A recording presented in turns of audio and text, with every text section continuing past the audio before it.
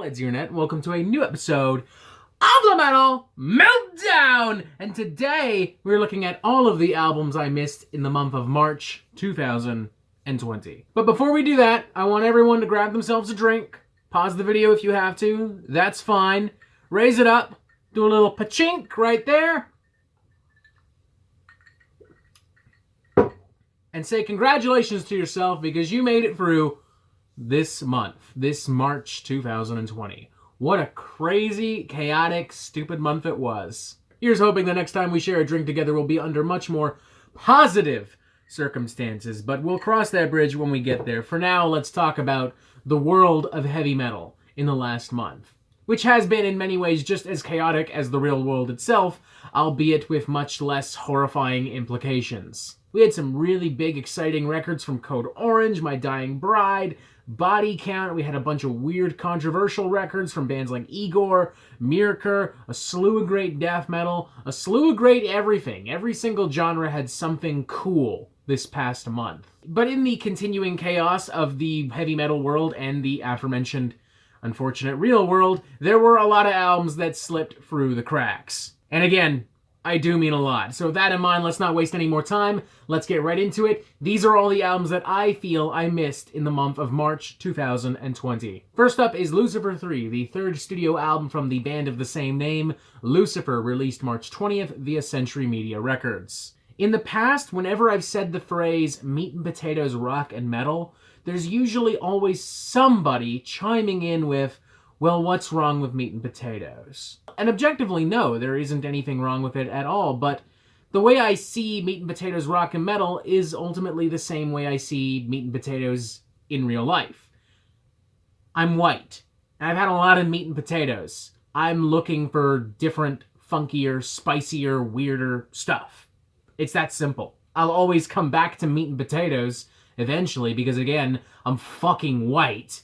I'm as white as the goddamn snow, but until then, I'm more than happy to look past meat and potatoes to a delicious plate of sushi, or a delicious bowl of homemade ramen, or lamb chops, or something else. I bring this all up to illustrate that Lucifer, in my opinion, is a band that does meat and potatoes consistently right. This is a plate of meat and potatoes I'll never look past. This is far beyond simply a hunk of dry beef and mashed potatoes. This is a delicious roast beef. This is delicious homemade gravy with braised mushrooms, asparagus, and baby red potatoes. A hearty mix of influences from bands like Fleetwood Mac, Heart, Black Sabbath, Blue Oyster Cult, brought together by a group of super talented musicians, including Nick Anderson of Entombed and the Helicopters. Spearheaded by a fantastic singer that could turn one of the most dry and tired songs in existence into one of the most rockin' powerhouses imaginable simply by looking at it. I guess if previous Lucifer records haven't done anything to you, maybe this wouldn't either, especially since Lucifer has been gradually getting less sonically heavy with time, but this is still a damn fine plate of meat and potatoes if you ask me. If you're one of the many boomer metalheads out there complaining about the long lost days of rock and roll, may I recommend checking out Lucifer III. Next up, Choirs of the Fallen from Wombbath, released March 6th via Soul Cellar Records. This is a Swedish death metal band that's been around since about the early 90s, and while they may have never risen to the success and acclaim of some of their peers, such as Opeth, Arch Enemy, At the Gates, or In Flames, they've nonetheless remained a pretty consistent and reliable member of the Swedish death metal scene. In fact, out of all the bands we just mentioned, they're one of the few that haven't made any drastic or significant changes. They've just kind of churned along as this super reliable Swedish death metal band. And Choirs of the Fallen is very much the same. It's got that chainsaw guitar tone, it's got a lot of low-end vocals, it's nasty, it's stark, it's in your face. It's Swedish death metal. What more do you want me to say? I do wish the sound mix was better. I mean, this sounds pretty rusty, even by the comparisons of Swedish death metal. And I wish the vocals had a little bit more pop, oomph, and dynamic energy to them as well. There are times where they bleed together with the rest of the static and noise conjugated by, well, literally everything else. But hey, it's still a perfectly enjoyable record, particularly if you love the classic old-school Swedish death metal sound, and maybe you've had a couple beers and you're not too concerned about how technically or emotionally advanced an album is. Next up is Four-Dimensional Flesh from Afterbirth, released March 13th via Unique Leader Records, an album that I was introduced to through a couple of other users, Jay Morris the Review Guy and 67 Hockey. What I initially thought was going to be just another kind of techie, brutal death metal record ended up to be a lot more complex, a lot more awkward in a good way, a lot more strange and jarring,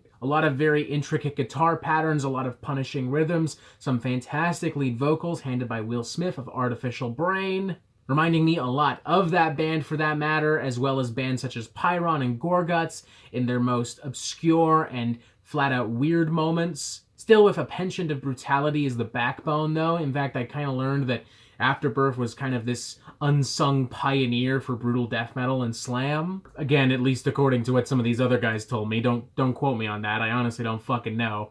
Here's what I do know, more importantly. This is a really cool record. This is frankly another record I wanted to review. I mean, this is a really interesting record. It's something different in the world of death metal, while still feeling kind of familiar, existing in that perfect little middle ground. Different for Unique Leader Records as well. I'm impressed and shocked by everyone in association with this record. This is just a really interesting release.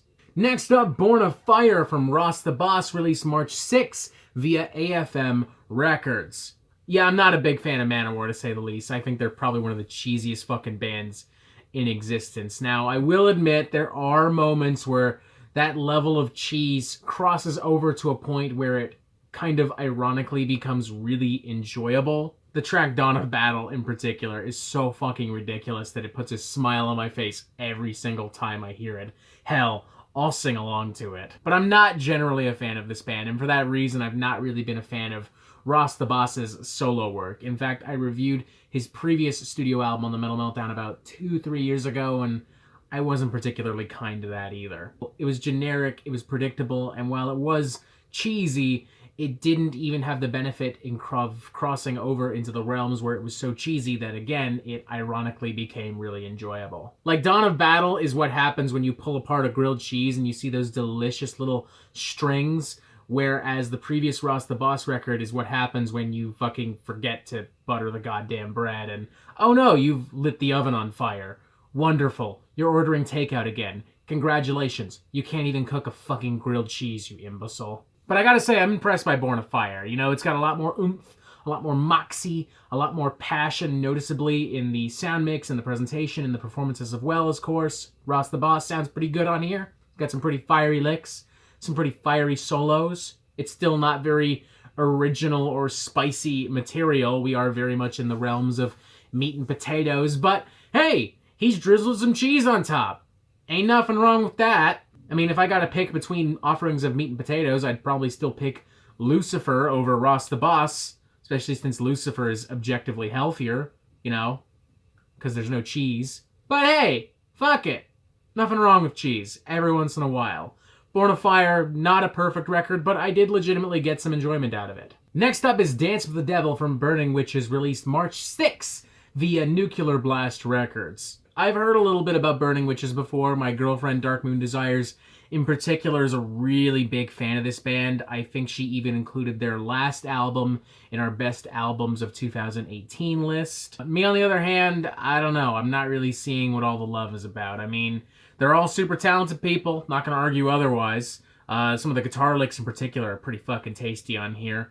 But generally speaking, this is just a very safe, blasé kind of heavy metal formula. You know, it's Judas Priest, but a little bit faster. It's Iron Maiden, but a little dumber. It falls very much in line with that Ross the Boss album we just talked about, but that album has the advantage of being a little bit cheesier, a little bit cornier, a little bit sillier, whereas this is intended to be more serious, more epic, more metal. I'm not that there's anything wrong with that. It's just, I'm not really feeling it. Maybe it's just because I'm stuffed from all this meat and potatoes, especially since the last plate of meat and potatoes was covered in fucking cheese, but that's just how I feel. There's definitely an audience out there for Burning Witches, but at this current moment, I'm just not in it. That's all. Next up is Sacraments of Descension from Perdition Temple, released March 27th via Hell's Headbangers. I mostly remember Perdition Temple from seeing them open for Cannibal Corpse and Thyarda's Murder on their last North American tour. And I thought they were really cool. They played this super hellish type of black and death metal with flashes of influences from extreme thrash like Slayer and Creator. I say mostly because of our good friend Jackie Daniels over here. Had a lot to drink that night, and frankly, I've had a little bit of this already. But nonetheless, the point remains I enjoyed them. And as such, I very much enjoyed Sacraments of Descension. Just this nasty, in-your-face, fiery, explosive blast of pure, extreme music. Nasty blackened vibes, death metal energy, thrash, firepower guitar solos. Like, if the fucking Doomslayer from Doom made a metal album, it would probably sound a lot like this. Side note, this is a really fun album to have on if you by chance own the recent Doom Eternal. Just saying. I can picture people being initially a little overwhelmed by this, as they do have the tendency to just kind of charge on. This isn't a band that's interested in patience. This isn't a band that's interested in mid-pace tempos, to say the least. But I don't picture it being a huge problem, particularly not if you enjoy a lot of the genres and bands that we've just talked about, which, frankly, I imagine you do. Most metalheads do, so fuck it. It's angry, it's violent, and it sounds like the kind of thing the devil would have saved to his Spotify, so definitely check this out.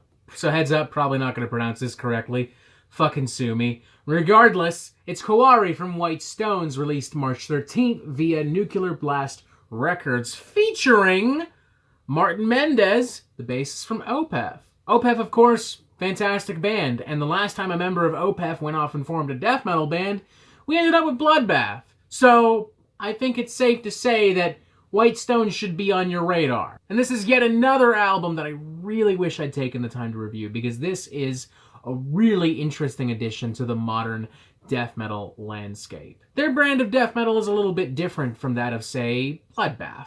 It's a lot slower, it's a lot more mid-paced, a lot more groovy, a lot more progressive, a lot more introspective, a little bit more culturally dynamic as well.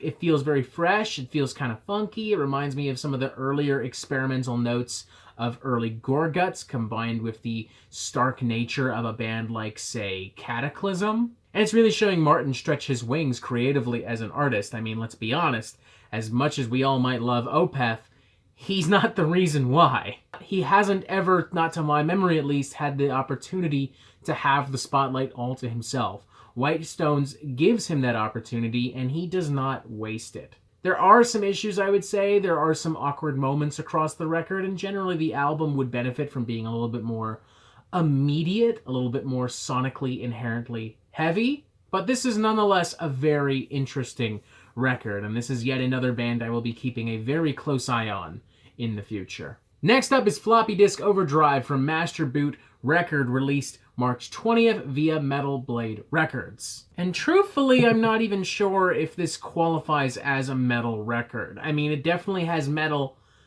on it, but it also borrows from so many other elements, specifically from the world of electronic music, that I could definitely picture somebody chiming in with, this just isn't metal. However, regardless of what subgenre it may fit under, I don't think anyone could really argue that this isn't, honestly, kind of an awesome record. It's just this really invigorating, blood-pumping fusion of bands like Ministry, the more industrial notes of Code Orange or Killing Joke, with the drive of an artist like Perturbator, a lot of synth music for that matter, a lot of chiptune as well. Probably more likely to be played at some kind of industrial goth dance nightclub than it is to be played on a regular Friday night in my house, but nonetheless, a really cool record. If you're looking for something funky, something catchy, something, well, just plain fun, I would definitely check this out. Next up, the self-titled record from a band called Pears, a band I knew literally nothing about beforehand, but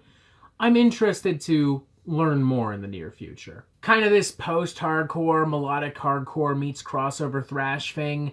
Think Turnstile and Refused with maybe just the tiniest dash of pup, and you're in the right ballpark-ish. I like the thick, juicy riffs on here. I like some of the eerie and angsty melodies. I like that this album kind of reminds me a lot of the punk and alternative that I listened to when I was like a teenager, a tween, kinda. I think it does lose a little bit of its drive and steam as the album goes on, but it is nonetheless a really enjoyable dose of some more modern hardcore with some old school alternative flourishes. In fact, with that in mind, I could picture this record being this year's equivalent to something like Time and Space from Turnstile, particularly if you're really loving the modern alternative and hardcore scene. Next up is No Dawn for Men by Feminazgûl, another album that I really wanted to do in a full album review. In fact, I want to stop right now and just do a full album review. But that's a terrible idea because there's a lot of other records coming out literally right now that I also want to talk about. So fuck it. Plus, we're already here. So fuck it.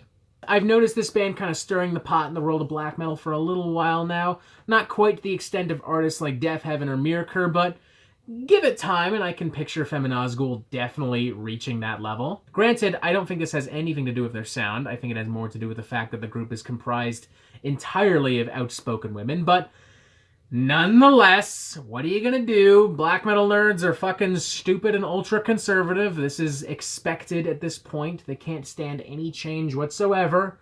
Even if it is a change in genitals, they just can't do it. And even if we remove all that from the discussion of Feminazgûl, No Dawn for Men is still a fucking cool record.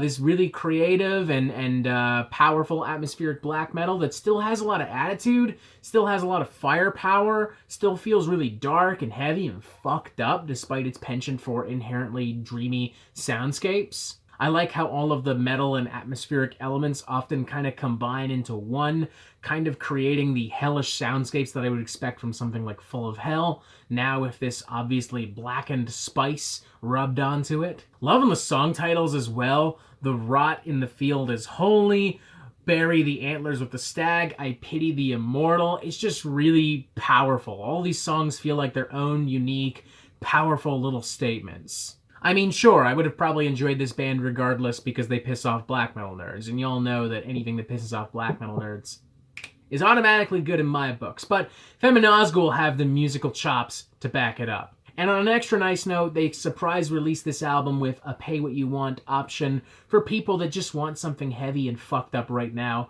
to ease them in these days of chaos and confusion. And that's a seriously pro move. That's metal as fuck right there. There may be no dawn for men, but the age of Feminazgûl is just beginning.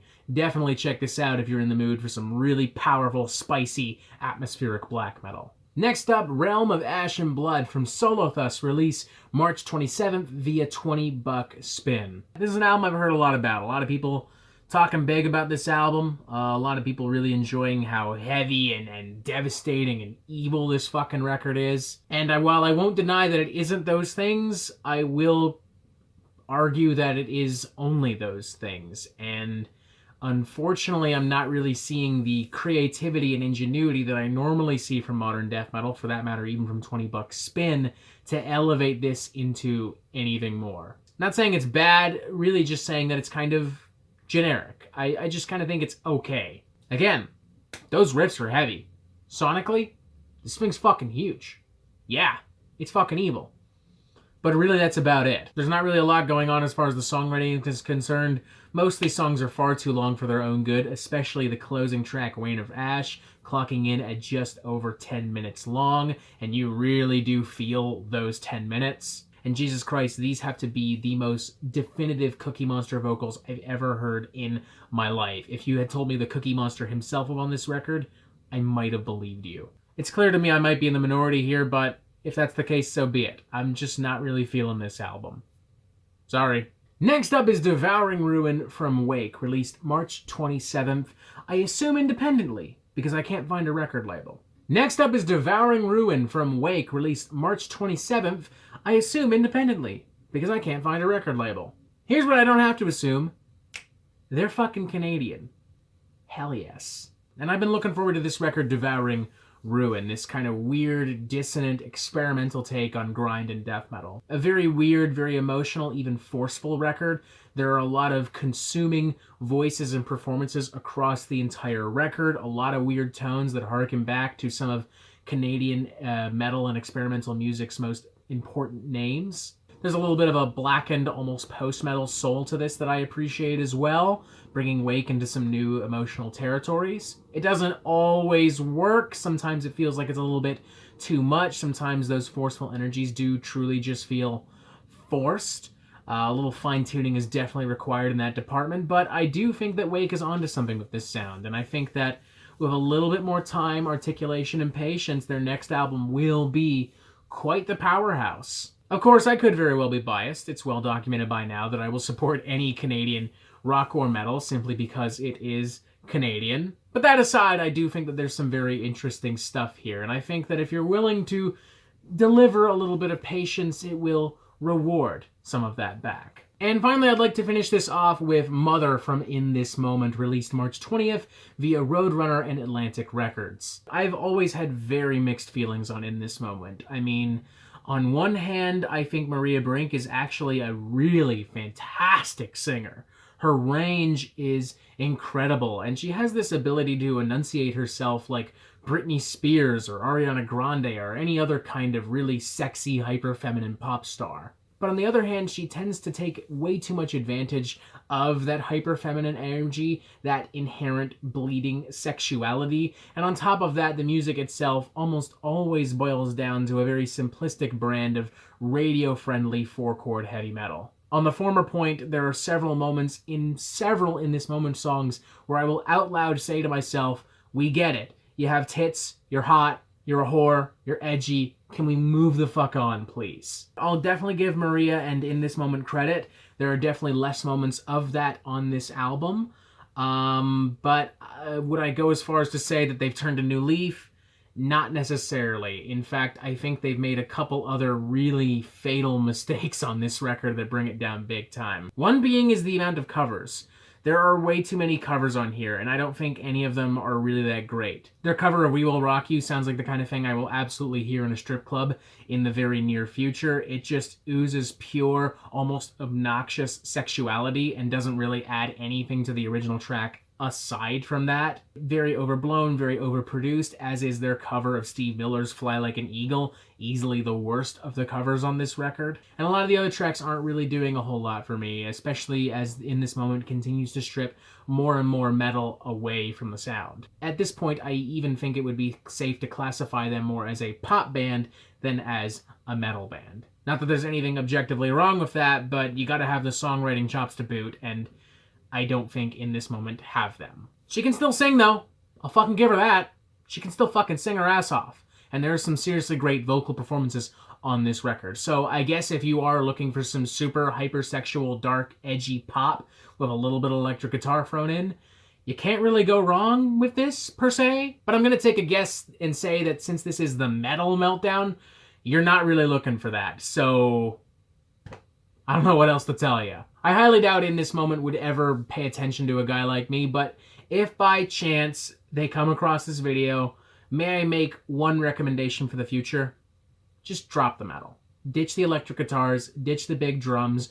You're clearly far more interested in being the rated R version of an artist like Ariana Grande or Britney Spears, so just go ahead and do it. Fuck it. And I want to say that that's it, but I truthfully don't know. I mean, this was, again, a really, really, really big month, so I'm certain there are still other albums I missed. With that in mind, I will simply leave the floor open for all of you fine folks out there. What albums do you feel that I still missed in the month of March? And for that matter, what should I be looking out for in April? Because I'm pretty sure what I want to review in April, but hey, let me know now what you want me to review, because, you know, stuff falls through the cracks and whatever the fuck and whatever. Thank you for watching. Make sure you press subscribe, that little button right there in the center of the screen, immediately. And as always, you have yourself a fantastic fucking day.